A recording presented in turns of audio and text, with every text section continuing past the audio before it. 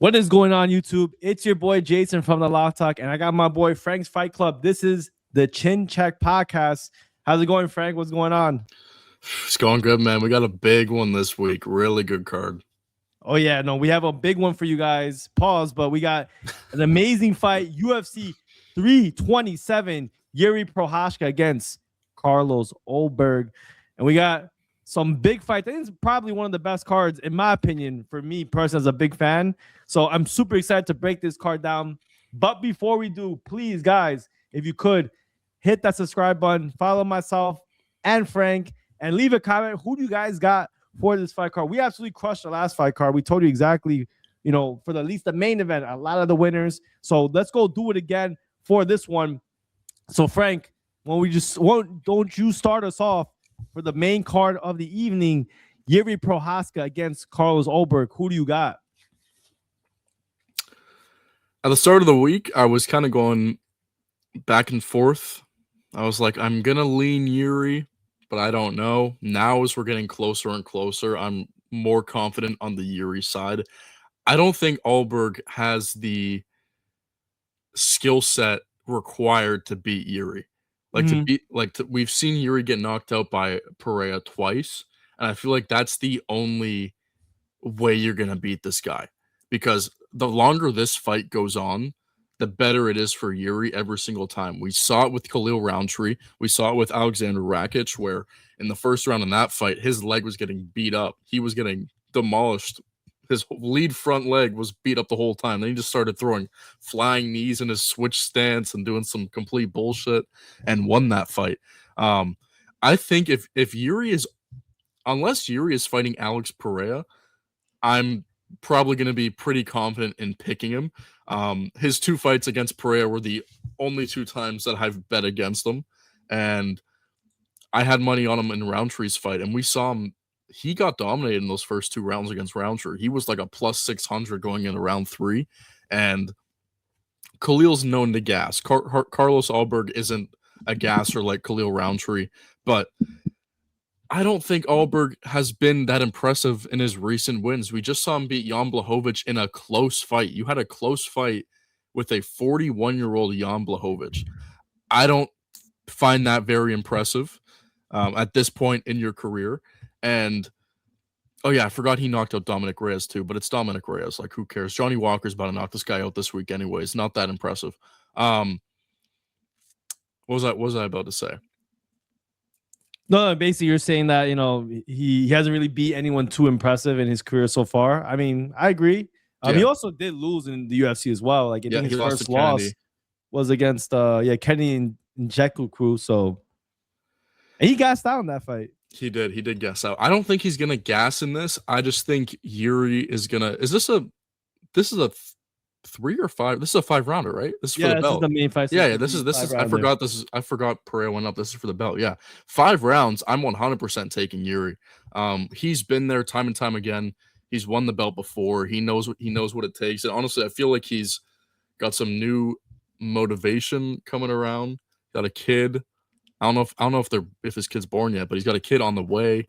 He seems very, very locked in for this fight. Do you see I saw a post of him that he's doing sprints completely, what's it called? Not breathing. He has mouth tape and nose tape on his nose and mouth tape. So he's just sprinting without breathing.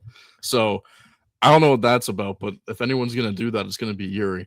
And I can't find a reason to lean the prospect who's almost 36 years old when I can lean with the guy who's 33, been the champ, fought in multiple main events for the belt, and now he's back there to do it again when the only guy that can beat him has left the division. I think Jiri's it's gonna be too much chaos. I expect a late finish, probably round 3, round 4. I think round 1 and round 2 are going to be close. It might be 1-1. And then it's going to get to the point where Jiri's just going to throw some bullshit at Ulberg that he's never seen before. And he's going to find a finish at round 3 or round 4. Yeah, man. And look, speaking about odds and things, right now, Jiri Prochazka, you could get him almost as a pick 'em in some books. Bet online right now, no affiliation with any of it. But, like, he opened up, according to this, as an underdog. And now it's minus 110 on this book on DraftKings. Yeah, he opened up as actually a favorite -120. Now he's basically around the same. So you could basically get this almost at a pick'em fight. Um, look, I'm not in too far disagreement with Frank. I think this fight, it's not super easy because I do think like Jiri always comes with this one risk, and you're relying on basically him having a strong chin and being able to withstand punishment. I mean, obviously, when he fought Alex Pereira is one of a kind. The guy has unique power. Nobody can handle his power if you get hit square in the chin, whether it's through his left hook or his leg kicks or his head kick. I mean, that's why Jiri lost. But against everyone else, he's able to weather the storm. He gets cracked every single fight. I mean, he got cracked by Khalil. He got cracked by Jamal in a few shots, but he was able to walk through him.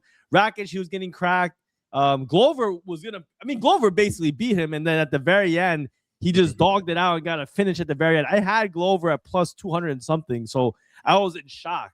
And then he basically almost ended Dominick Reyes' career with his spinning elbow. I mean, the guy is an absolute animal. They have both of these guys in as shared opponents, both Volkan Ozdemir and Reyes. And Jiri was getting, I think Jiri wasn't really getting cracked at all by Dominick. But, man, the thing about Carlos, he definitely has the skill set to win.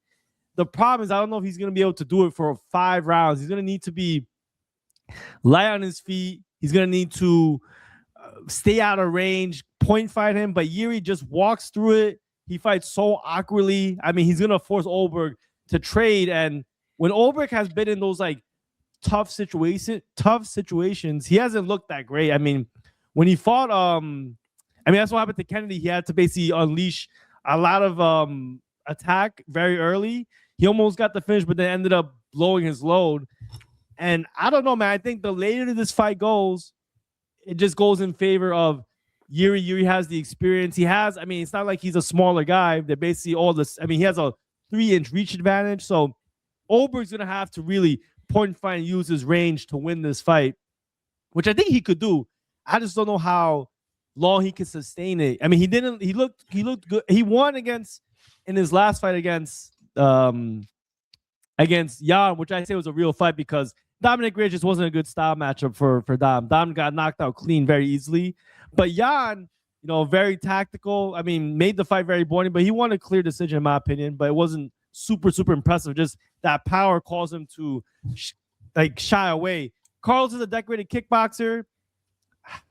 I just don't know if he has enough power to hurt Jiri if this fight goes past 2. I think if this fight's 2 rounds, Carlos knocks him out. He catches him early, hits him with a shot that Jiri doesn't see, and is unable to recover. But if he can't get that finish, I'm with you, man. I think Jiri gets a knockout or a finish. So, it's in Miami, so it's not like this is super far. It's not in like Carlos Ulberg's hometown. I don't know, man. I'm leaning with you. I think Jiri gets a late finish, like 3rd to 5th round knockout. But I would not be surprised if Carlos Ulberg's able to use his footwork, stay at range, and get a finish himself. I think someone's gonna get knocked out. I don't know what the odds are for over under rounds, or like not to go the distance, or to lose by knock, or for the fight to finish by knockout. But I think this fight ends with inside the distance, and I lean Jiri to get a knockout because I think Jiri could still even get a knockout early. He has insane power, unique striking. Yep. But I think this is a very, very interesting fight. I don't know if I'm going to put action on it yet, but I'm with you, man. I think Jiri gets a win here. The line's 2.5 rounds. Wow. Okay. And fight to end inside the distance is -350. Damn. I think that's makes sense. That's gonna happen. I don't think anyone wins to decision. But look, no. I think if Ulberg wins, it's very weird because I think that over-under is way. Because if it goes under 2.5 rounds, I think Ulberg wins. But I don't know. I can also see Ulberg winning a decision because he's able to use his footwork and stay out of range, throw low kicks, hurt his front leg. They could game plan it well. I don't know. It's not. To me, it's not very easy because I've seen Ulberg fight smart before, but I don't know if you have anything else you want to add on this one. Yeah, I don't think the thing is Ulberg. I can see winning a decision on his side, but I don't think it'll get to a decision because Jiri winning or losing.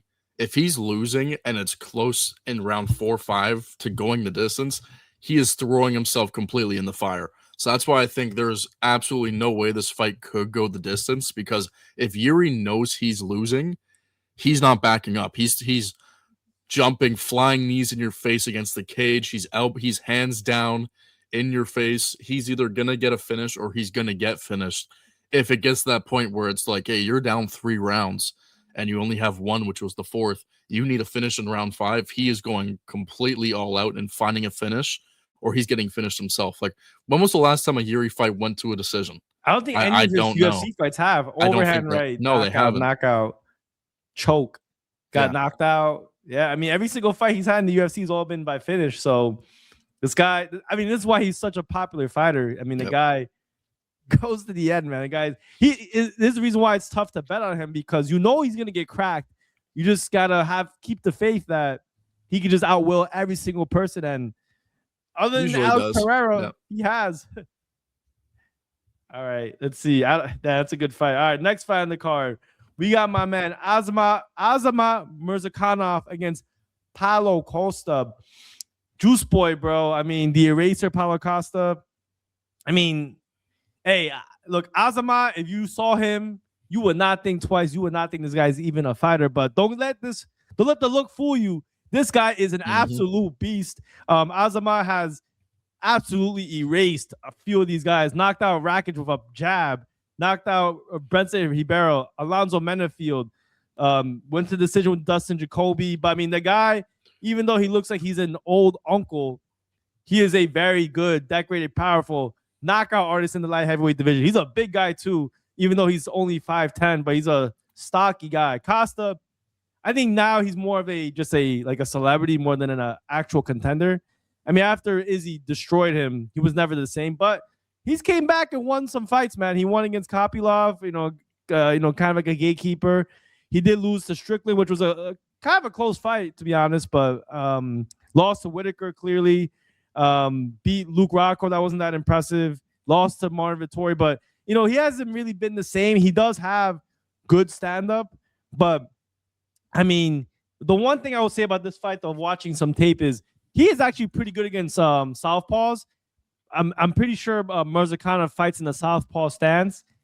And look, I think the minus 190 is justifiable. I think Murzakanov is going to have way too much power. Costa's not, I don't think his head's in it. Like, he's not going to, if he gets into a difficult situation, he's not going to push through. He's going to try to close to a decision, or he's going to get knocked out in this fight. So, simply put, my view is I think Murzakanov, he is minus 190 on fight odds still, like close to minus 200 in other books.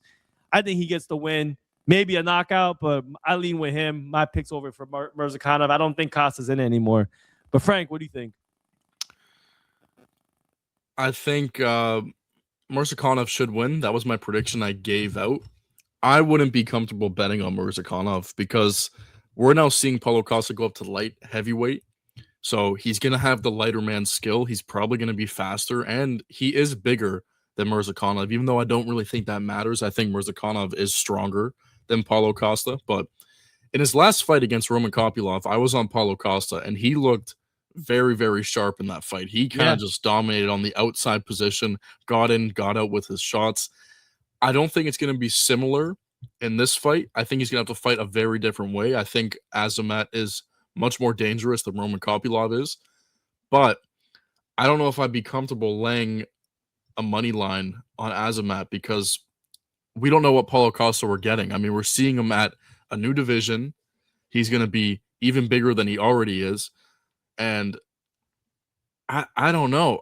I'm not saying go bet on Paulo Costa, but this could be one of the underdogs. I do have quite a few underdogs on this card, to be fair, but I'm gonna go Azamat Murzakanov, but I wouldn't be comfortable putting him in a parlay or anything like that. I think Paulo Costa could find his way to a decision. I think if he survives, he can win a decision. I don't think he's gonna get knocked out early, and I think if he can steal one of the first 2 rounds, I think it's very possible that he can win a 3rd round if he knows that he's in the fight and has one of the rounds.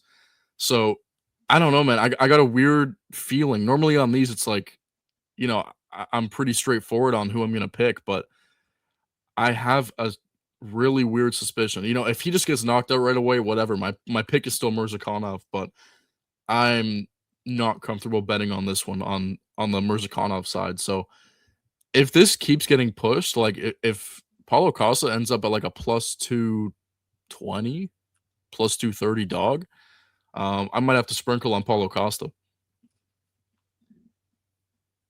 I mean, bro, yeah. I mean, I don't disagree, man. I don't disagree. Like, I think I've backed Costa before in other fights. It's hard for me to back fighters where I'm not really sure if their head's in anymore. I know he got to win. Maybe this is a sign that he's moving up to light heavyweights, like showing that he's very dedicated. But hey, I don't know. People keep on doubting my boy Azamat. Azamat is he's for real, man. I think if he touches Costa's chin with a shot, Costa's gonna give up. But we'll see. Man. Maybe he's back. But I also don't think Costa is usually just like outwilled most of the guys because of his size and his like how big he was in middleweight. He wasn't tall, but he was just so large and very powerful. At least but I think also his power is a little bit, at least in the middleweight division, was a little bit overrated. I mean, he wasn't like a complete knockout artist. He was knocking guys out, but it's not like he was like Ozma. Ozma seems to be a real knockout artist, but we'll see, man. New weight class, but obviously a lot of chalk to lay on Ozma versus Paulo. So we'll see. All right. Next fight on the card. Why don't you start us off, Frank? We got Curtis Blaydes against Josh Hawkett. Josh Hawkett's moving up the ranks very quickly. What do you got in this one, man? Not only moving up in the ranks, this is his first ranked opponent. I mean, they're really grasping for straws in the heavyweight division, just like getting these guys that are on a couple fight win streaks, throw them to someone in the top 8, top 5, whatever. We saw it with Kuniev, and now we're seeing it with Josh Hawkett. I'm picking Josh Hawkett to win this fight, and it might sound crazy, but I don't think Curtis Blaydes, unless he's going to wrestle him. Keep in mind, guys, Josh Hawkett used to be in the NFL, and he's no stranger to wrestling. He just doesn't really use it in the UFC because he's very, very strong on the feet. I think we're going to see some really good takedown defense from Hawkett, and I think Blaydes kind of has to shoot in this fight and use his, because Blaydes is a very good wrestler. He's very high pedigree when it comes to wrestling. I don't think this is very close on the feet. And I know that's crazy to say because we haven't seen much of Hawkett, but I don't know. I think Josh Hawkett is better on the feet. I think he is going to scramble and not get taken down by Blaydes. If he does get taken down, we'll have to see what is how he wrestles and how his grappling is to get back up to the feet. But I think Josh Hawkett is going to win by finish. I think he's going to finish Curtis Blaydes. I think Josh Hawkett is going to knock out Curtis Blaydes, maybe round 2. And see, I wasn't a fan of Josh Hawkett when he first came in, but I watched him fight Denzel Freeman and get on him like a donkey and spank his ass, and then knocked him out and flipped him off. And I was like, okay, at this point, the heavyweight's so boring. I gotta hop on this train. But that's not the reason I'm picking him. I think Curtis Blaydes, he gets there, then he loses, and then he gets there and then he loses. That's kind of how it is with him when he gets to that belt area. And his fight with Kuniev was very close, split decision. Yeah, honestly, I thought he lost that fight, by the way. You thought Kuniev lost? No, I thought Curtis Blaydes lost that fight. Yeah, so did I. But it was a close fight. It was a close fight. It honestly shouldn't have been close. I don't think it was even a split decision. I thought it was pretty clear that Kuniev won the fight. He was dominating him on the feet in round 2, had him gassed. I think we're going to see something similar with Josh Hawkett, where Curtis Blaydes can't keep up on the feet. And if he doesn't implement his wrestling, I don't think he wins. Hey, man, look, that's totally fair. To me, this just shows how thin the heavyweight division is, because there's no way he should rise this quickly to fight the number 6 heavyweight fighter after beating Denzel Freeman. I mean, Denzel Freeman, I don't even know if he's ranked. No. I mean, hey, but he's definitely very entertaining, very good on the mic. So the UFC is clearly pushing him. And if he gets a win here, I mean, hey, he might get a title fight, especially if he does it in impressive fashion. This is definitely a big step up. Like, Curtis Blaydes not that impressive recently. He's 35, but he's like an older 35. He's gone through like the ringer of fights, man. I mean, he's fought the who's who, bro. He fought Tom Aspinall twice. The first one that he did win really didn't count. Like Aspinall just hurt himself, so don't take this like a big like wow he beat Aspinall. He was losing to Almeida, but got on top and landed hammer fist, knocked him out. He obviously has strong power, but I mean he's not like he's invincible. Got cracked by Lewis. That was the one of the craziest knockouts I've seen in a long time. But he's beating some dangerous guys. Rosenstruck, very dangerous on the feet. Dawkins at the time, I mean, he was dangerous, like a prospect like Hackett, maybe not as popular, but people thought he could be, a decent contender. And he did beat guys like Volkov, Dos Santos. I mean, he's beating some real Alistair Overeem. I mean, back in the day, like some of the best of the best. So he has a lot of experience. Will it matter in a 3-round fight? I mean, if it was a 5-round fight, I mean, maybe you could lean a little bit more blades, but I haven't seen Hackett fight in a really difficult fight against a high-level opponent yet, in my opinion. Freeman's good, but Freeman has no stand-up. I agree. I mean, Hackett probably has better stand-up than Blades, but Blades' stand-up's not that bad. He can keep up. He's also going to be much bigger. Like, he's going to have a 6-inch reach advantage, 3 inches in height. So he's going to have a big size advantage, at least like, frame-wise. So it's up. I mean, it's a big challenge for Hackett. I'm not personally going to bet it. I'm pushing for Hackett. I think, it's great for the UFC. They clearly want him to win. But I wouldn't be surprised that if this may be too much, too quick. But, I mean, it's obviously the type of fight you want if you want to get to the title ASAP. But my pick will be, at minus 140, I feel like I got to go with Blades, man. I'm not saying this confidently, but I just think it's too much too quickly. I'll let Josh Hackett prove it to me if he's at this level yet. Very fair, very fair. I just want to say real quick, when we were looking at Curtis Blades' opponents, why is Rosenstruck not in the UFC? I don't want to go on a tangent too long, but why is he still not in the UFC? What are we doing in the heavyweight division? We cut I think he's boring, bro. That's why. No, but he wasn't that boring. I thought Rosenstruck was a pretty entertaining. He's more entertaining than guys that kept around like Jailton Almeida for too long. But I don't know. I don't want to go on too much of a tangent, but it's a division with nobody in it. I think Rosenstruck should still be back.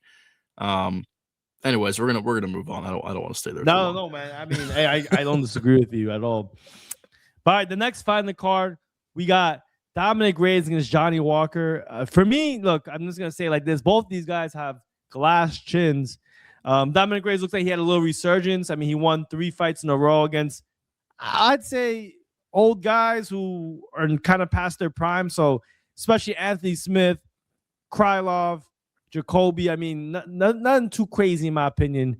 Johnny Walker, he has probably one of the most vulnerable chins in MMA. I mean, he did get a win against one of my favorite fighters, Minyang Zhang. Guys, TikTok was hilarious. But if you guys know, if you know, you know. But look, Reyes got flatline. I do not know who's gonna win this fight. I think my pick would be Reyes because I think he's shown to have some durability. I mean, he obviously just got caught by a really clean counterpuncher in Ulberg. But I mean, damn, both these guys can knock each other out for sure. So these are the type of fights, I'm not gonna lie, where sometimes, when both guys are so vulnerable, it could go over. So I don't know what the line is for the over-under. It has to be at least 1.5. Let me check. It could be half. I mean, it could be one. It was one. I remember it being 1.5, and I took the under 1.5 on Sunday at like minus 190, like something like that before it jumps up. This fight's not gonna go long. This fight could definitely be like 30 seconds long. These guys both will walk in. I mean, they'll probably feel each other out, but then when someone gets touched in the chin, they're vulnerable to getting knocked out. So not very confidently at all. I'm going to go with Reyes. I think he can knock out Walker, but hey, Walker could throw something, just hit him on the top of the head and knock him out too. So both these guys not showing durability, especially later in both of their careers, but it's going to be an entertaining fight. So I'm definitely excited to see it. But Frank, I don't know if you have any other take. What do you think on this one? I'm going to call.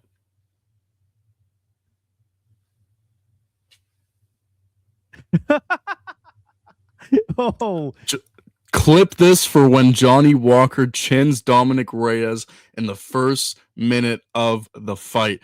Johnny Walker. I don't know what it is this week, guys. I don't know what it is. I saw this guy knock out Big China at like 3 a.m. I think Johnny Walker might be back. Now, his chin is very, very questionable, but so is Dominick Reyes. Right? 100%. And those 3 Reyes wins, they don't even add up to be as impressive as Johnny Walker's last win. He knocked out Krylov, who just lost, Anthony Smith, who balls up in every fight, and Dustin Jacoby. Okay, Dustin Jacoby was the most impressive of the 3, but I still don't think it adds up to Big China. I think Johnny Walker is going to chin Reyes in the first round for sure. I don't think this fight goes over the 1.5. I don't even think it goes into the second round. And I don't know. I just have a vision of Johnny Walker hitting some crazy. How's he going to do it? It's going to be against the cage. He's going to back up, right hand over the top, and Reyes is going to fold like Johnny Walker did against Volkan Oezdemir. It's going to be a very similar knockout, but for Johnny Walker on this side. I think Reyes is done. And keep in mind, I bet on him in those last 3 fights that he won. Mm-hmm. What was his loss? Who did he lose to? He lost to the future champ. Right. It was Ulberg, yeah. And I remember that fight, and I had a couple friends that were like, "Oh, Reyes is back. He's on the." I'm like, "Oh my god, you guys need to shut up." He's fighting one of the best contenders in the UFC now. He gets 3 wins over Cans, and now you want to say he's going to beat Ulberg. I think Johnny Walker is going to win this fight, and then he's going to lose his next one. That is my prediction. I'm throwing both of those in there together. Johnny Walker wins this fight, and then they're going to throw him to like the winner of Paulo Costa and Azamat. That's what I think is going to happen, and he's going to lose to either one of those. If Azamat beats Costa and it fights one of these guys, it's over for these guys because he's going to touch their chin. They're going to both explode. Yeah. But I got Johnny Walker. I'm not saying my Dominick Reyes pick very confidently at all. It's like probably one of the most unconfident. I'm just going to watch this probably as a fan. I just think like Johnny Walker, he's so athletic, but he makes so many mistakes. Like he'll like stand there straight up. He starts getting tired, has his hands down. He really just waits sometimes. And I don't know, like I think it's gonna happen. They're both gonna get into an exchange and someone's gonna get caught. So I wouldn't be surprised either way. Hey man, go back and watch the Big China fight. There were no mistakes in that one. Johnny Walker looked like he was fighting with purpose that entire time. And I don't know what it is. I think it's since his brother has got to the UFC and he's like actually winning fights. He's like, shit, I can't let my brother just show me up like this. My younger brother's coming in, he's heel hooking everybody. I gotta put some wins together. Now, look, I did see that fight. I also just thought like Ming Yang Zhang, he never really fought anyone too impressive, like no one at a high level. All intents and purposes, Reyes has a lot of experience, just like Walker. Even I'd say much better experience. He fought John Jones and arguably could have beat John Jones. And yeah, he went through a crazy losing streak. He was getting absolutely cracked, but he fought like the top of the top. And when both these guys have fought the best of the best, they both all failed. I'd say Johnny Walker has lost to kind of guys who maybe aren't the top of the top, but yeah, look, I mean, lost to Magomed, Volkan. So they're I think they're kind of at the same level. Maybe Reyes has fought better competition, but we'll see. That's gonna be an interesting one. All right, hey, look, here's a battle of the youngs, man. These are some old grizzled vets, but we got Cub Swanson against Nate Landwehr. Frank, what'd you take us off? Who do you got in this one? I originally went the Landwehr side. I've swapped over to Swanson, but I'm not confident in this at all. I think Cub Swanson, if this fight was 8 years ago, I think Swanson would be a very big favorite, probably like a minus 250 favorite. At this point, it's really just his age that is making him this price, and this is his retirement fight. He's 42 and a half. Landwehr's not young either. Got to keep that in mind. Landwehr's almost 38 years old, so I don't think the age really matters as much as some people might think. And these odds have shifted a little bit. I think it's around like plus 100 right now. Yeah, it's around a pick 'em now, and I think it's going to keep moving that way. I like Cub Swanson. I think Cub Swanson's going to get the win here in his retirement fight. I wouldn't bet on this. I wouldn't bet on anything in this fight, to be honest. It is so... Not only is it so 50-50, it's very unpredictable of how this fight's going to go. We could see these two guys just be tired and it goes to a decision. We can see them both throwing down early and getting a finish early, just exciting the fans and their last fight. I don't know. I wouldn't touch it. I'm going Cub Swanson, but I think there's much better spots in this card to bet on. This is not one of them, and I would pass on it, but I like Cub Swanson to get the win. Yeah, man. I like Swanson, and the main fight I looked at was when he beat Darren Elkins. It is a while ago again. It is 4 years ago, so he was 37. Now he's 42, or he was 35, whatever. Like, I mean, it was a while ago. So, but Nate Landwehr is very similar to Elkins. He has very poor stand-up, but the guy's just fucking tough, and he could wrestle. Very, really good grappler. Very tough. He could grind you out, but Nate Landwehr's chin has not been that great. Granted, he's fought guys that probably hit harder than Cub Swanson does now. Duho Choi and also Morgan Charrier. So, and Cub Swanson in his career, and he did that against Landwehr, he has good grappling defense. So if this stays standing up, I wouldn't be surprised at all if Swanson knocks him out. But to your point, I mean, he's older. Maybe he gasses out a little bit. Maybe they both get tired. So I'm not super certain. So I think I like Swanson to win either by knockout or decision. I think Landwehr maybe can get a takedown, but if he doesn't get a takedown, which I think Swanson will be able to do in a grinded out stand-up fight, I got Swanson all day. But not super confident, just given the age and how worn out. These guys are both like 50 years old when it comes to like UFC MMA damage. So don't be like, either of these guys can totally fade, but this to me right here doesn't look good. Like, it's not a good look for him because at least and you see well wins together. Man, yeah. They start fading away when they get too much damage on them. So we'll see. All right, let's see. Next fight on the card. This is another banger, but this could be a main event in some other cards, but I'm surprised it's so low on the card. This is a treat. We got Patricio Pitbull against Aaron Pico. Aaron Pico just got knocked out by Leron Murphy, who lost his last fight. And then Patricio actually got a win against Ige. So both these guys are from 4 other fight leagues, and now later in their career, I'd say particularly for Patricio, have come into the UFC. Aaron Pico's he's still got a lot of time, very talented. He can still make some noise in this division for the featherweights. And look, it's a big line. I don't know if I would bet it, but I got Aaron Pico. I don't think Patricio's the same. I mean, it's way deeper into his career. It is a great, in my opinion, bounce back spot for Pico. Pico was doing very good against Leron Murphy. He just had a lapse in his fight IQ, in my opinion, went way too aggressively. He probably could have finished Leron Murphy. He played his cards right. I think Pico has advantages on the standing up. On the floor, he's very well-rounded. He's going to have a size advantage as well. I think he's going to be able to hit him where Patricio can't get hit. But this line is very wide, though. But I do think Pico maybe should be a minus 250, just given some of his lapses. He's gotten cracked in big moments before. So I just think it's the age, the size advantage, the well-roundedness of Pico, which will give him the advantage. But, he's up to minus 350 on some books. Like, that's pretty crazy. I don't know if he's that big of a favorite, but yeah, man, give me Pico in this one. But Frank, who do you got? I got him at minus 300 or minus 295, and I bet that line very confidently. I don't know if I would bet him now at minus 350. I think it's swaying a little too far, but when the line first dropped, I hammered this instantly because I think Aaron Pico is going to make quick and easy work of Patricio Pitbull. I will not be surprised if Aaron Pico knocks him out in the first round, but I do think he wins this fight by finish. So if this line keeps moving and you don't want to bet that, you can get him by knockout at like plus 115, plus 120 for plus money. But yeah, can you get inside the distance? Let me check. I don't know what his sub would be. Inside the distance. Okay, inside the distance plus 140. Pico by knockout plus 225. That's what I'm looking at. Yeah, that's not a bad. I actually like that. It's a pretty good price. Or you can go like a double chance of Pico by knockout or decision. I don't know what that's going to be yet, but it's really, to me, it's either Pico's going to knock him out or he's going to win by decision. I don't think he's going to find a sub, but I was very confident in this price. I think this is it's crazy to me that we're finally seeing a card where the biggest favorite is only minus 300, minus 350. It's nice to see that again.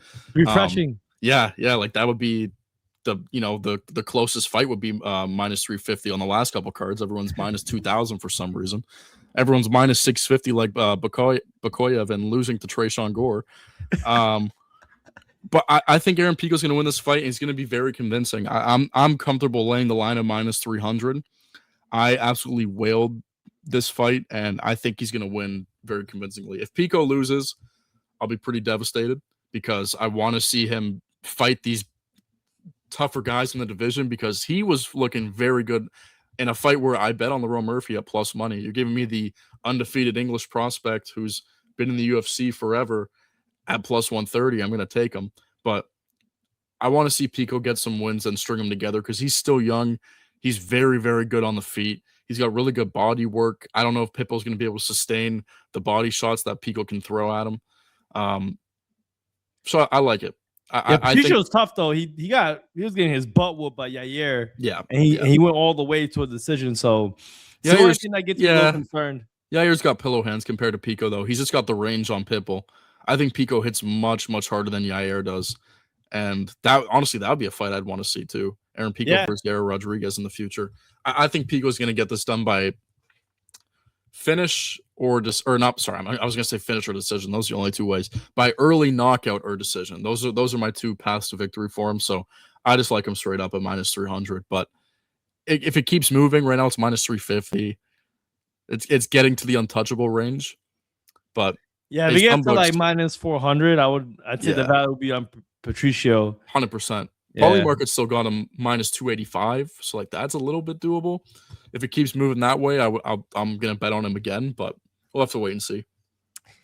Totally fair, guys. And look, remember, when it comes to making predictions on these fights, right? Sometimes what you end up making a play on is more on just the odds than who you think is gonna win. Because in the long run, if you keep on making plays like that, you will win. That's how you hit big dogs because you're able to find these spots.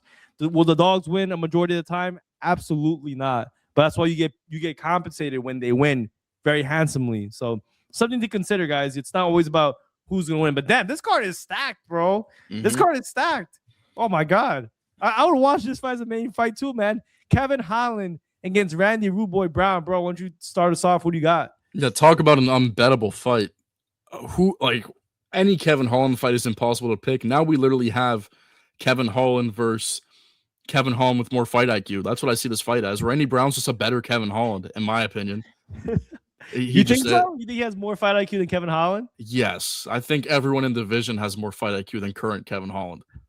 This guy lost to Rodriguez by decision as a minus 600 favorite.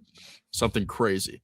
I think Kevin Holland, it's just such a case where if he actually put it together, he would have been decent. He's got decent wins. He knocked out Joaquin Buckley, right? Like we've seen him do it, but at this point, I don't know, man. Either one of these guys, like once they get to the tougher guys, they lose their fights. We just saw Randy Brown had somewhat of a resurgence, right? He was winning fights. Then you throw him against an opponent that's higher in the rankings, he's going to lose. It's the same thing with Kevin Holland, but we just saw him lose to two guys that aren't high in the rankings. He lost to Mike Malott, and he just lost to Daniel Rodriguez before that as well. So you can never confidently bet on a Kevin Holland fight because it's literally 50-50 no matter who he's fighting, unless it's like Hamzat, where you knew Kevin Holland was going to lose. But these type of fights, Kevin Holland likes to perform when he's an underdog for some reason. Don't know why. When he's a slight dog, he likes to perform. And then when he's a slight favorite against like MVP, he loses. Against who was it where he popped his rib? Who was he fighting in that one? That was against hold on. DeRitter, right? It was DeRitter. Yeah, it was DeRitter, yeah. So I had DeRitter and then he just gave up and I was like DeRitter was plus money in that one too. So it's like whenever Holland is a slight favorite, he loses. Whenever he's a slight underdog, he tends to win, which is kind of weird.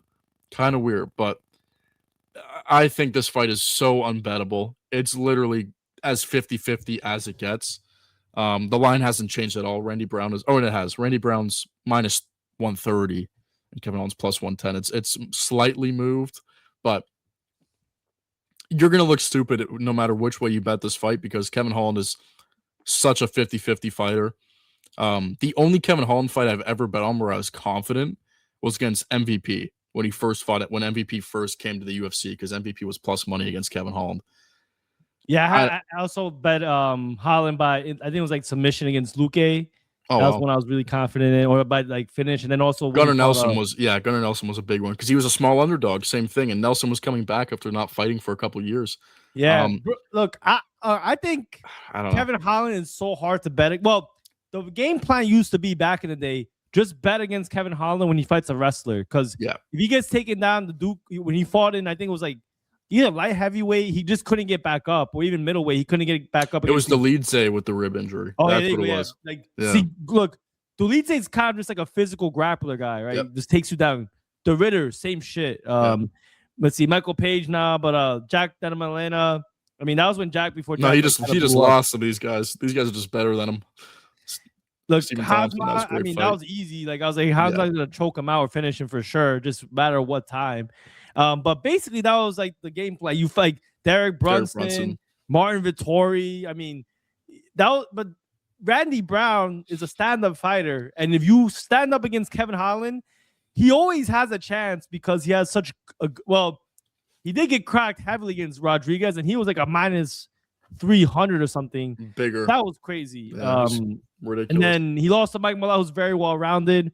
But Randy Brown, he's like an anomaly too, because he's so physically gifted, but he doesn't really perform like I think he should a lot of times. Like, he got knocked out by Bomb. He has such crazy physical attributes, but it's not always able to use it. I mean, lost to Brian Battle. I had Brian Battle in this one. I mean, I don't know, man. They're both unreliable fighters who on paper look like they could be easy winners for a lot of their fights.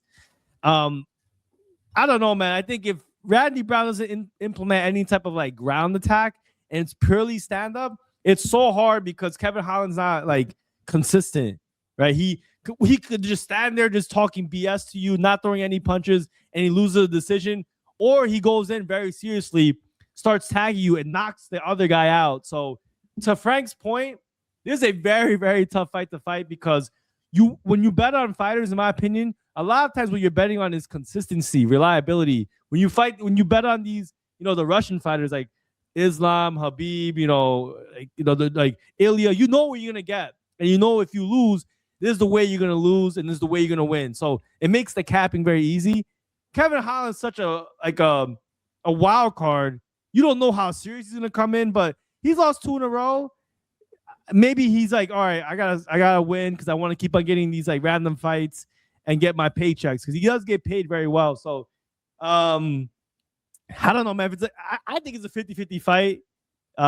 Give me Kevin Holland money line, and I think he could possibly knock him out. But I would not be surprised at all if Kevin Holland just like throws this fight, not throw it intentionally, but he just messes around way too much. Throws it away. Go to a decision, and he loses. Yeah. All right, let's see.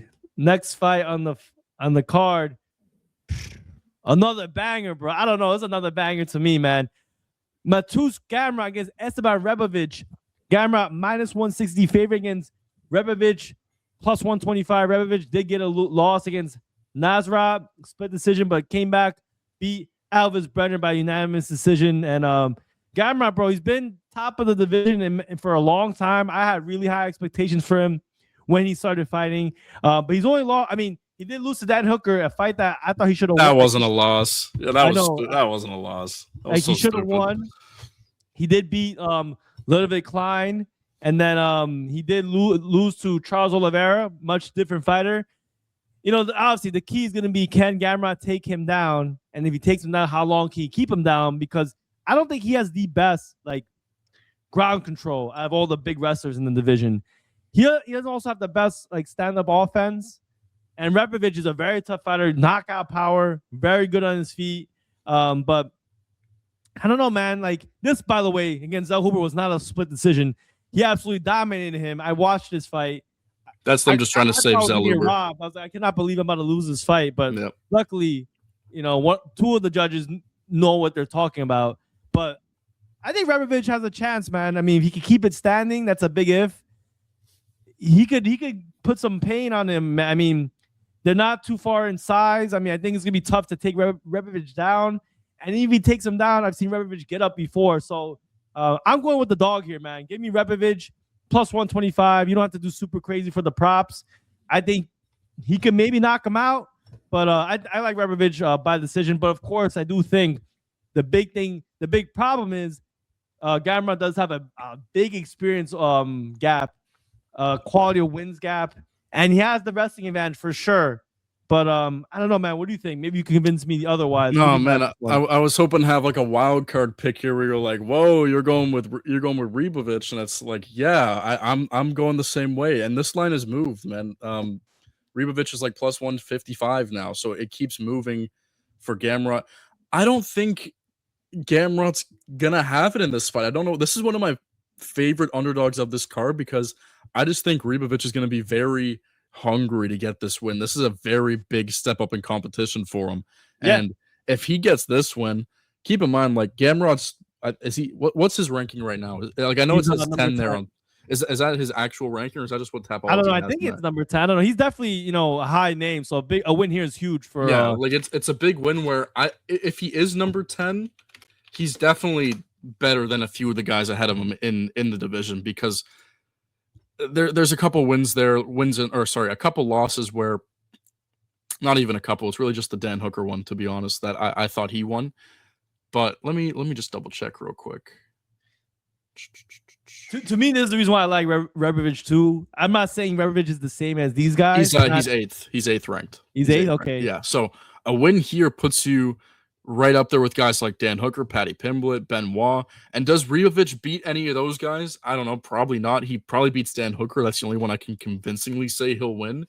But I think Rebovic is very, very slick on the feet. And we're going to see Gamrot shoot a lot like he always does. But the thing is, like what you said with Gamrot, he shoots a lot for takedowns. But once he gets you there, he doesn't really do much. Like it's very hard for him to keep control on the ground. He doesn't really find finishes on the ground either. It's kind of just like, I need to hold you down and I'll figure it out when we get back to the feet. Because he's not dominant like a Hamza where he's going to hold you down and keep you there. He kind of just wants to take you down and keep taking you down because that's his way of scoring. And he's not bad on the feet, but I think Rebovic is just cleaner. Definitely has more power in his hands for sure. And I like this dog spot. This is like this reminds me of like a how could I put it? It's not like Moreno and Loney Kavanaugh, whereas because they're both stand-up fighters, but I think it's same line-wise in the way where, this guy's getting a very big step up and he's young. And I think he's going to prove why he deserves to be ranked in the division. And I think this is like the perfect fight for him to do it at, because looking at the division, I mean, you have Gamrot at 8, but then at 9 you have Moicano, Rufi at 10, Fiziev at 11. If he's fighting any of those three, I'm probably not picking Rebovic to win this fight. And then moving up, Paddy, Benoit, he's not beating. This is like the perfect middle ground where you're top 10 fighting a guy that you're probably better than on the feet. I think it's, I don't want to say it's tailor-made because it's a hard fight, but it's like tailor-made to where this is the perfect pick for who he should fight if he were to get ranked. So I got to go the dog. Yeah, I think also in a 3-round fight, it plays in Rebovic's favor because I've seen Rebovic slow down before. So that's my only fear. Maybe he starts off like really strong, but then gasses out a little bit, and Gamrot can really take advantage of him and wrestle him. It's the only thing I'd say. But it was 5 rounds, I would definitely be on lean more on the Gamrot side. But to me, the main thing too is like two of the fights that I think Gamrot did win these fights, but look, I think Rebovic is kind of similar to these guys. Stocky, strong stand-up. Fiziev could have won if he didn't get hurt, maybe, but I don't know. I think like this later on in his career, he hasn't looked the same. So I think it's a good spot for Rebovic, a big step up. But hey, if he gets a win here, kind of like Hokit, it'll absolutely rocket his career. I still can't believe they gave us Oliveira at plus money against Gamrot. That was the donate. That was just free from the books. I couldn't believe that. We got Oliveira at plus money. I still think about that whenever I see Gamrot fighting. Let's see. No, I agree, man. All right, next fight. This is another banger too, man. I know some people don't like the women's fights, but both these girls are great fighters. Tatiana Suarez against Lupita Godinez Frank, who do you got in this one? I love Suarez in this fight. I think she's going to make this pretty convincingly. I think she's going to win a decision. I like her price at -145. I think it being this close, it's hard to go Godinez's way for me personally. I think if, Suarez, she got a little bit exposed in her title fight. If she was like a -200, I can see some argument for going Loopy's way. But at this price, man, and it's dropping too. Like she's -145 on some books. She's still around -150 on most. Yeah. I like Suarez. This is one of my confident plays that I'm probably going to bet on is Suarez to win, and then I'll ladder it with Suarez by decision. I think she's going to get this done pretty convincingly. Even though Loopy has looked good in her last two, I think Suarez is just, not only is she bigger, she's much, much stronger. I think the ground game is a pretty big advantage, and Loopy's better on the feet, but I don't think the gap is as big as Suarez with her wrestling. I think she's a lot closer on the feet than they are on the ground. Yeah. And it's a straightforward one for me. I think she wins this, puts together 2 wins in a row, and then she gets right back into title contention. Yeah, I don't got much to say. I just copy and paste exactly what Frank said. I think Suarez is going to be too dominant, too physically strong. Lupita's like, she hasn't really fought anyone like her. Tatiana's fought tons of girls like Lupita, in my opinion. Look, she lost to Weili Zhang, but Weili Zhang is just a bad matchup for her. Like, Weili Zhang has really good takedown defense, very physically strong, and hits extremely hard. Lupita does not hit like that, so I don't think she's going to have even the power to keep Tatiana off her. So Tatiana also, when she fought, I think Weili Zhang, that was like basically right after she got off injury, or she just came off injury. So, she's kind of back into it. I think now she's a little bit more comfortable. But yeah, I think Tatiana is going to take her down and grind her out and maybe get a finish. But, this is women's MMA. You don't see finishes too often unless you're seeing girls like her or even her. Lemos can knock girls out too. But I like, Tatiana all day for me. If he keeps on dropping, even better for us, right? Hopefully. That would be nice. All right, let's see. Next fight. These are good fights, man. Really this good whole fights. card is like one of the best cards. And we lost Van Tyra. This would be card of the year if that fight was still on here. I know, bro. It's oh my god, that's so, where is it? Yeah, this is so crazy, man. Josh Van got injured. I was so souped for that. But even these other ones, like Dariush against Manuel Torres. Oh my god, that was Dariush survived the murder, but now he's fighting Saul killed. So it's like, oh my god, doesn't get any better. This is messed up, bro. Manuel Torres against Beneil Dariush. That's damn. UFC does not like him at all. They're not giving him fights like this, or let's see, where's another like Unk fight. That's nope. Yeah. All right, well that's messed up, man. I don't know. All right, Markel Medeiros against Chris Padilla. Shout out to my boy Chris Padilla, man. He got me paying his last fight. This guy's been on absolute fire. Knocked out Ismael Bonfim and also beat Jai Herbert in a split decision. Close. But then to Markel Medeiros' own credit, he beat Mark Chonowski. I have no idea who he is. Austin Hubbard. That's a decent win. Look, man, I think Chris Padilla is the real deal. I think he's much more well-rounded. And I think he deserves to be a favorite. Do I want to bet him, though, at this big of odds, -180? I don't know. Medeiros looks pretty good. Both these guys are a little bit unproven, but look, I'm not a big fan of Ismael Bonfim. So when he got this win right here, I wasn't too surprised. But Chris Padilla's fought, in my opinion, much tougher competition. Beat Rong Zhu as well. I think that there's a big schedule gap between the two. So I got to roll with Chris Padilla. I think he's just more well-rounded. I don't know how he's going to win in particular, but I like his odds at -190. So not too bad. I don't know. What do you think, Frank? What do you got in this one? I'm in the exact same boat. Chris Padilla was an absolute cash cow for a couple fights because I think he was getting pretty disrespected. Yeah, he was getting pretty disrespected odds-wise. He's a complete fighter, man. He's good on the ground. He's good on the feet. He is a little bit of a smaller guy, but actually not really. I thought he was smaller than that. He's got a good reach advantage. I thought he was like 5'7". He's not that much smaller than maybe in person it'll be different because sometimes these guys are listed at certain heights and they're not really like that. To me, he always looks stockier than he's listed as like he looks a little bit smaller, but maybe not. Maybe he is 5'9". I thought he was like a 5'7", 5'8". But I'm on the Chris Padilla side. I don't know if I would bet it either. He's at -180 right now, -190. Some books he's still -170. Yeah, like to me, this seems like one of those early prelim fights where it's like one of these guys are probably going to win a decision. The way I see it, I think Chris Padilla by decision could have a little bit of value on it, but I probably won't bet it. But I do like Chris Padilla whenever he's at an underdog price because it's never really justifiable for who he's fighting that he should be that big of an underdog. But now that he's almost a 2-1 favorite, I don't know. I don't know if I would bet it either, but I do lean the Chris Padilla side for who's going to get the win prediction wise. Yeah, Padilla by decisions plus 130. It's not even really worth it, to be honest, but I'll go He can Chris get a Padilla. finish, in my opinion. It's not like that's what exactly. He could definitely find a finish. So plus 130 is not really worth it. Padilla inside the distance plus 235 could sprinkle on that, but still same thing with me. Is I feel like there's more value in other places like Suarez, who we just talked about, or Ribovic. I would skip on this one, but maybe Chris Padilla by inside the distance. But prediction wise, I'm gonna go Chris Padilla. I think he does get the win.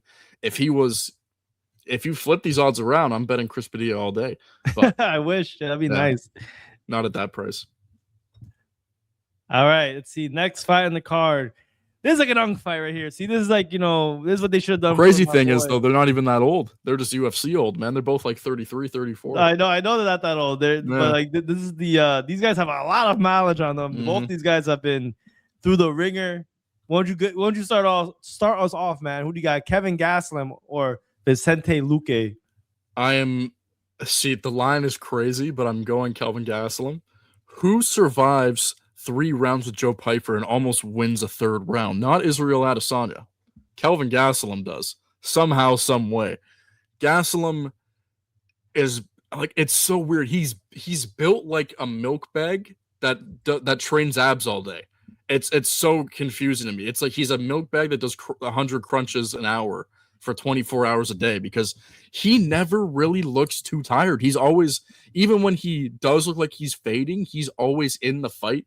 His chin is made of titanium. It's ridiculous. He got dropped by Pyfer, I think, twice in that fight early, and then the more he got hit later in the fight, the more he was tanking them. It's just so weird to see. Now, once again, there's absolutely no way I'm laying minus 260 with Kelvin Gastelum. Absolutely not. I might look at something like, what's the fight to go over? Fight to go the distance minus 105. That is not bad because these guys don't really get finishes. Like, I know Vicente Luque can either get finished or go to a decision, but he doesn't really get finishes, and neither does Gastelum either. I think that's kind of, that might be the play. What weight is this fight at? Is that middleweight or welterweight? Is it middleweight? I would assume it's at middleweight. It's probably middleweight because I don't think Gastelum's Gastelum's not making welterweight. Yeah, so it has to be a middleweight. I think Luque's going up. I like this fight to go the distance. I mean, we're getting minus 105 for 2 guys that scroll down to I want to see their like win percentages by decision. Oh, okay. Let's see. Or I guess you have to click their name. That's just who they're predicting. But I think most of their fights are going the distance if they're winning. Decision. Oh, Luque has 11 wins by knockout. Okay, fair. But when were those? That's the thing. Gastelum, that was a long time ago. That's when he was like a contender, probably. But yeah, he has a lot of decisions. Because he's tough to finish. That's why. Yeah, he's very tough to finish. And is Kelvin Gastelum gonna finish Luque? I don't think so. So if you're going Gastelum minus 260, you're pretty much saying Gastelum by decision, in my opinion. So why not just bet the fight to go the distance at minus 105? That's how I see it. You're getting minus 105 or minus 270 for a guy that's probably going to win by decision anyways. So I'll predict Gastelum. If I'm betting on this fight, I'm honest. I'm probably will bet on this fight. I'm going to take this fight to go the distance. Even the over 2.5 is minus 125. I might just do that instead of the fight to go the distance too. You get an extra 2.5 minutes. Yeah, that's it. So, I mean, it's interesting because they have to think Gastelum's getting a finish if he's minus 260. That's I don't get it. Yeah, to me, the reason why I can see why the angle of where people don't think he'll go to decisions because maybe it goes to the floor and Luque has really, really good grappling and maybe he can get a submission. But Luque by sub is plus 1,000. Yeah, well, Luque was chin at one point. He was really chinny. Yep. Gastelum does hit hard, so I mean he could knock him out. He is going up in weight fighting the bigger guys, but I mean he's fought. I mean look, he fought Holland and Joao Alvarez. He survived with Alvarez too. So yeah, he survived. So I don't know. The decision angle is a sneaky one, bro. I actually don't dislike that. I might have to tell you on that because I'm not really sure who's gonna win. I think the value's on Luque because I don't think it's like a clear cut. Like Gastelum's 100% gonna win this fight, like with this much confidence. And I think right now his odds are even. He said -260, so it's basically the same. Yeah. I don't know, man. I think Luque over 2.5. Over 2.5 to win. And it could go to a decision, and maybe he lands, some kicks, and maybe get some ground control, put submission attempts. I like the overall decision, man. You kind of convinced me. It's not that bad of a look, in my opinion. I think I'm honestly surprised it's at that price, but over 2.5 at -125. There's no point in taking the decision by -105. Give me the 2.5 minutes. Over 2.5 -125. That is a play I like a lot, to be honest. Yeah, I'm with you. I think that might be a play for me too. So my pick, though, based off the odds, I gotta go Luque. I don't think I would want to lay close to 300 with Gastelum against almost anybody. That's fair. So my pick for the side will be Luque, but I like the decision. That's a really, really sharp play in my opinion. And all right, wow, this is another first. Hey, this is the first opening card, but not a women fight though. We made it. Charles Raki against Francisco Prado. This is a good fight, man. I've made money with both these, fading or betting on both these guys.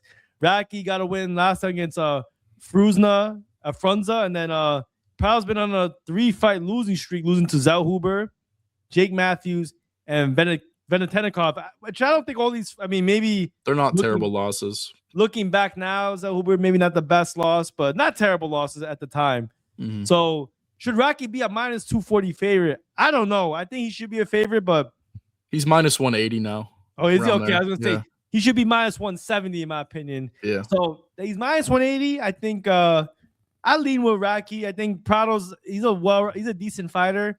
He's not outstanding anywhere. This kind of a good opening card because this will be on the feet, could be a little bit entertaining. So I think this whole fight card, if I had to grade it, is one of the best fight cards of the year. Like maybe not big name wise, but if you know fighting and fighters, this is a really good card. So but yeah, I got Raki. I think he's gonna have the better stand up. I think he's a little bit more well rounded. He can get caught. We've seen him get cracked before. Pratis though, different level obviously. And then he did get KO'd by Mallet, which I've underestimated Mallet in a few of his fights after he lost to oh my god, what's Neil his Magny. name?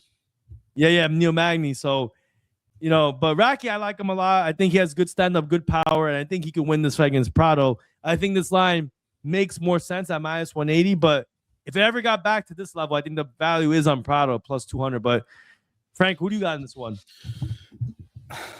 If Prado is gonna win a fight, it literally has to be this one. But that doesn't mean I'm picking Francisco Prado to win. It's just, man, he got thrown in so young. And it's just, like, what is he, 23? Yeah, he was fighting Zellhuber at 20 years old, 21 years old. And I feel like his whole UFC career so far has been too much too fast. Yeah. And it's kind of biting him in the ass.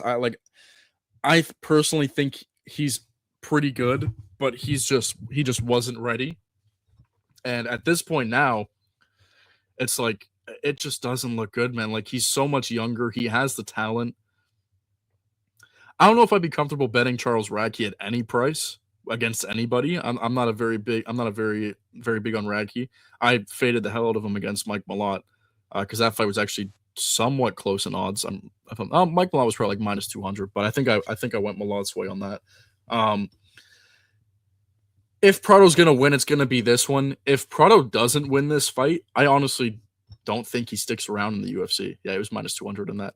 I don't think he sticks around in the UFC for now. I think this could be a situation where he leaves, goes somewhere else, strings together a couple wins, and comes back when he's like 26, because he got thrown into the fire very young against some pretty good, at the time, Zellhuber was, and he lost to Jamie Malarkey, man. Like, that's criminal, losing to Malarkey. But it's like, you're so young, dude. He was like 20 years old.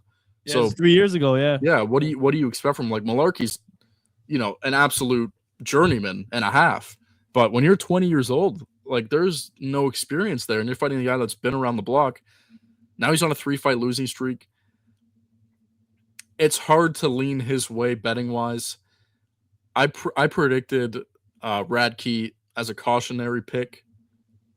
Probably not going to bet on this fight at all. I just want to watch and see because I'm rooting for Prado to get this win and get his career back on track because I do think he actually has some pretty good talent and he's got a really good skill set. It's just he was too young at the time, too inexperienced, and now it's really win or go home in my opinion for him. Where if he wins this, he's a little bit back on track. If you lose this fight, that's 4 fights in a row at 23 years old. I don't see how they keep him around for much longer than that. Yeah, man.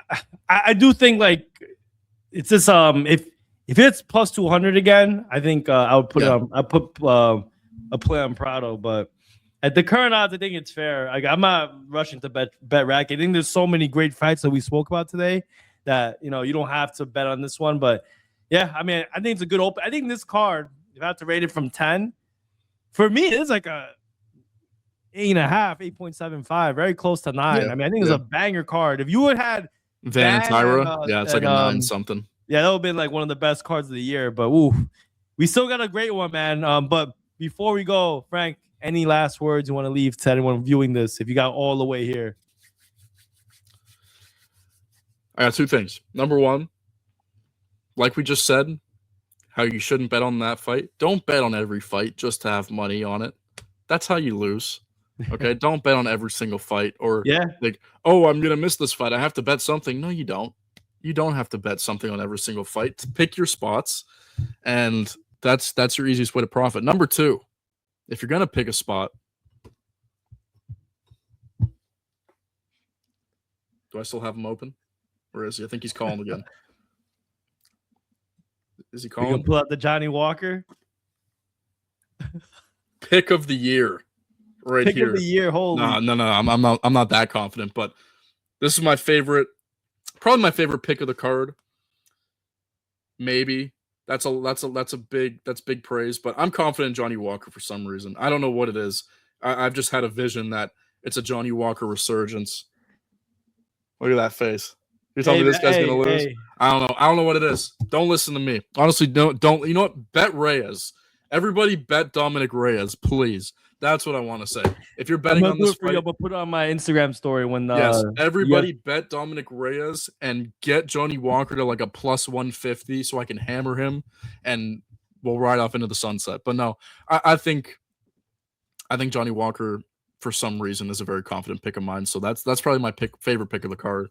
I'm gonna come back and look very stupid, or I'm gonna look like a genius. So we're gonna roll the dice on that one. Hey, and those are wise words, man. Guys, you guys been here for this long. We want to thank you so much. This is the Chin Check Podcast. Until the next one, please make your plays responsibly. Let's all cash out, man. Make sure you follow us on all our socials. We'll see you on the next one, man. Good luck.